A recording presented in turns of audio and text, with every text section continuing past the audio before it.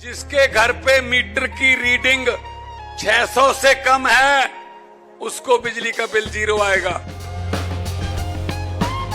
मेरा बिजली ਦਾ ਬਿੱਲ ਪਹਿਲਾਂ 1 ਸਾਲ ਪਹਿਲਾਂ ਆਵਾ ਤਾਂ ਤੇ ਹੁਣ ਵੀ 1 ਸਾਲ ਹੋ ਗਿਆ ਵੀ ਆਂਦਾ ਨਹੀਂ ਹੈਗਾ ਜਦ ਆਹ ਭਗਵੰਤ ਮਾਨ ਦੀ ਸਰਕਾਰ ਬਣੀ ਆ ਜੀ। ਮੁੰਡਾ ਸਾਨੂੰ ਛੋਟਾ ਕਹਿੰਦਾ ਪਿਛਲੀ ਵਾਰੀ ਬਿੱਲ ਕਿੰਨਾ ਆਇਆ था माँ 3500 रुपया कहना ऐसी 0 आया। माँ पे ऐसा मुख्यमंत्री पूरे इंडिया में बनना चाहिए।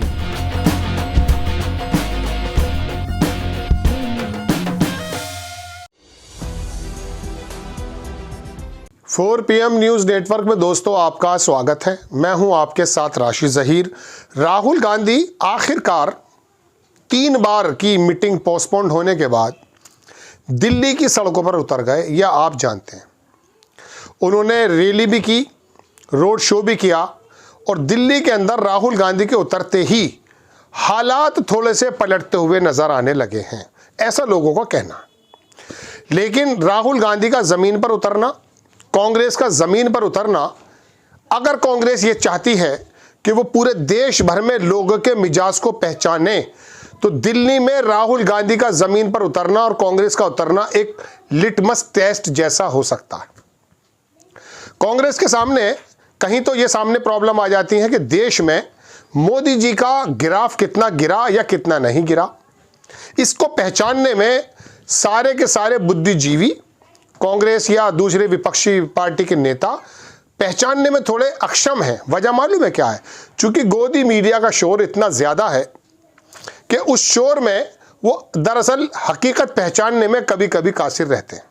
वो जब मोदी जी को बताते ही महामानव हैं तो ऐसे समय में बताइए कैसे पता चलेगा कि लोग वाकई महामानव मानते हैं, जितना उनको बताया जाता कि देश में एक ऐसा नेता अवतरित हो गया कि वो वाकई ऐसे हैं या ज़मीन पर हालात बदल गए।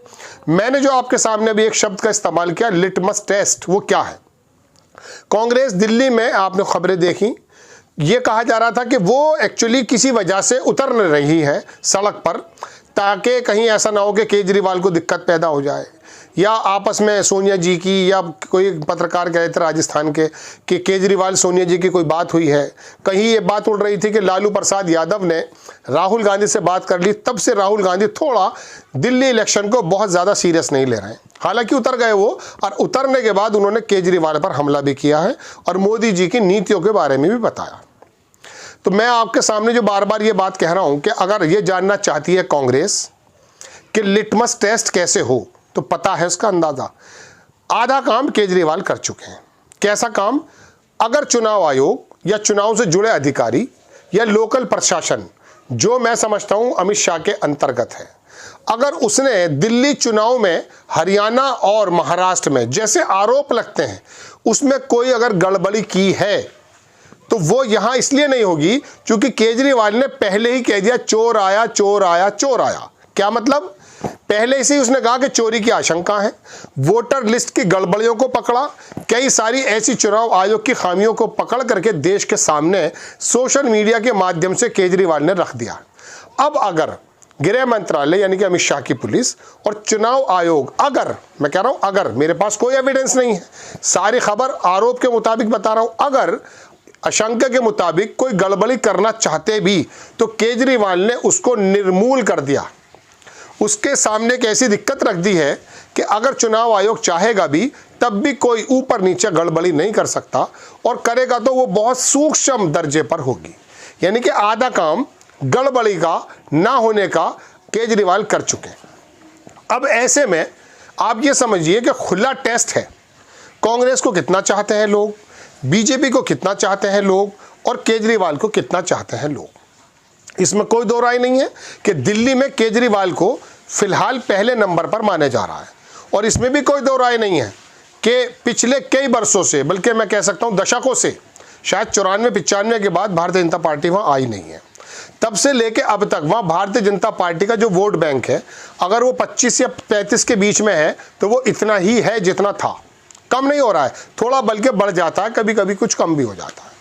तो पता ये चला कि अगर भारतीय जनता पार्टी का 30, 32, 35% है और 50% है गालिबन, पिछली बार तो 54 मिला था केजरीवाल को, कांग्रेस ने कितनी ज़्यादा कांग्रेस एक्सेप्टेबल है और मोदी जी के बरखिलाफ राहुल गांधी को कितना लोग चाहते हैं, दिल्ली में ये टेस्ट हो सकता है। अब बात यह है, एंटी इनकम्बेंसी केजरीवाल का भी पीछा नहीं छोड़ रही है, इसमें कोई दो राय नहीं है।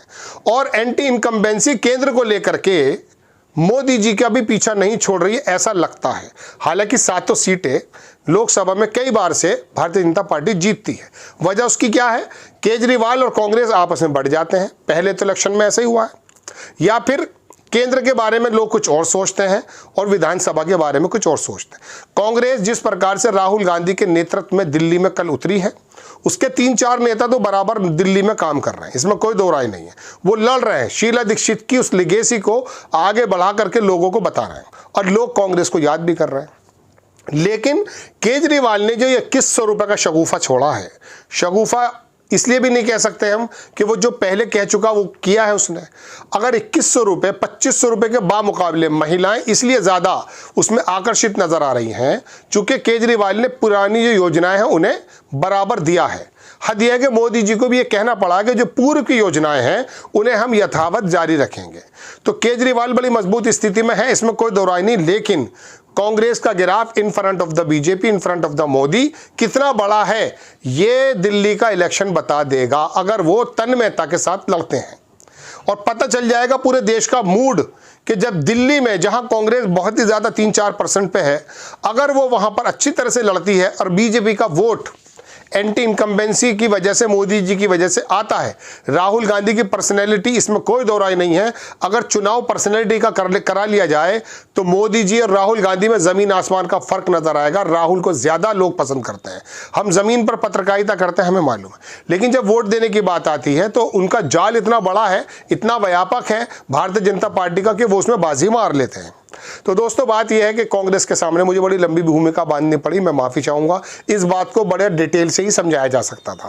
कांग्रेस अगर चाहती है कि पूरे देश में पता चले कि मोदी जी के बरअक्स राहुल गांधी कितने एक्सेप्टेबल हैं, कांग्रेस को कितना लोग पसंद कर रहे हैं, वो तो 50 से 100 जब हो गए थे, जब 44 से 99 जब भी पता चल गया था। लेकिन बिना गड़बड़ी के, बिना चुनाव आयोग की शरारत के, अकॉर्डिंग टू आरोप, एलिगेशन, अगर कांग्रेस चाहती है कि मैं जानना चाहती हूँ कि देश में मैं कितनी एक्सेप्टेबल हूँ, तो ये चुनाव दिल्ली का उसके लिए शानदार मंच है। वो अगर चाहें, ये 6-7 दिन में इलेक्शन पलट जाएगा। मैं आपको एक बात और बता दूं, इलेक्शन अब सालों के नहीं हुआ करते हैं। कोई ये कहे कि साहब मैं ज़मीन पर मेहनत कर रहा हूं, तो राहुल गांधी और प्रियंका गांधी ने उत्तर प्रदेश को मत करके डाल दिया था। जहां पर भीड़ भी कम नहीं थी, कोई भी घटना थी, राहुल गांधी और जो है प्रियंका गांधी नजर आते थे, लेकिन चुनाव नहीं बदला। विधानसभा की बात कर रहा हूं मैं।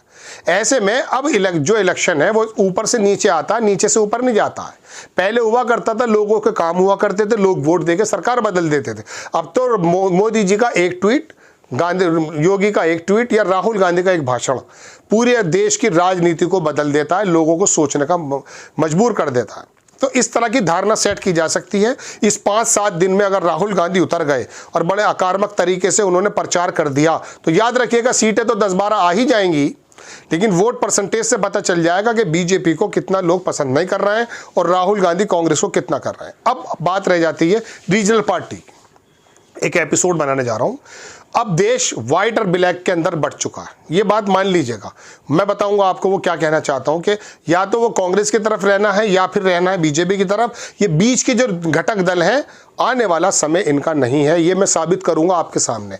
एपिसोड जरूर देखिएगा। लेकिन दिल्ली का चुनाव राहुल गांधी कांग्रेस को लिए एक लिटमस टेस्ट है जो देश की नब्ज को पहचान सकता है, जब आशंकाएं बिल्कुल निर्मूल हो चुकी हैं कि चुनाव आयोग कोई गड़बड़ी करेगा। Good time, it is the high time to test कि कांग्रेस की सेहत कितनी बेहतर है। आपको खबर कैसी लगी अपनी राय कमेंट्स बॉक्स में जरूर दीजिए। चैनल को सब्सक्राइब कीजिए, शेयर कीजिए। नेक्स्ट टाइम मैं किसी खबर के साथ हाजिर होता हूं। जय हिंद।